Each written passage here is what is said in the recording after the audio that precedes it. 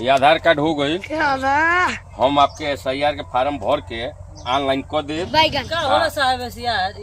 अरे ऐसे आप अस्थायी निवासी हो जाए देश के गांव के।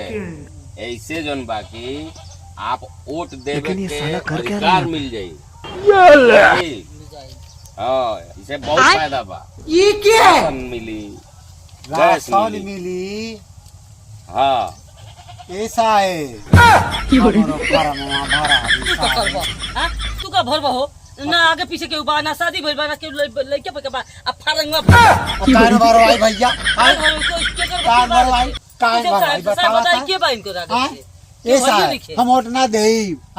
हम वोट ना दे भो 4 दिन के जिंदगी अरे बा। भाई ठीक बा वोट दी हो। हाँ लेकिन जो बाकी अपन आधार कार्ड दूगो फोटो हाँ देबो हमरा के तब नु। अरे हम देव ना ई कुल जगह हमार बियाह कटावे नहीं अकाने जहाँ जहाँ हमार शादी लगा तो कुल जगह ये कटवा के बात 4 दिन के जिंदगी बा का भर 4 दिन का जिंदगी बा हमार।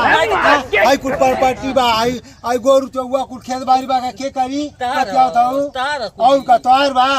हां सुनो तो लोग आपस में पहले फरियाद ले लो तब हम आए। ऐसा है रुका पहले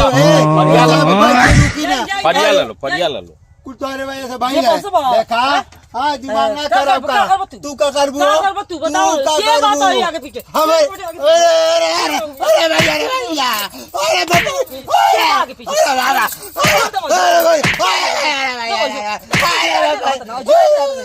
जब के आगे पीछे बा इनके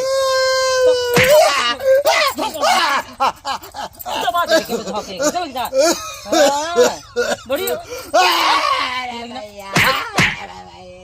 चिदर कहीं के अनेरिया बन गोजर कहीं के बियाह शादी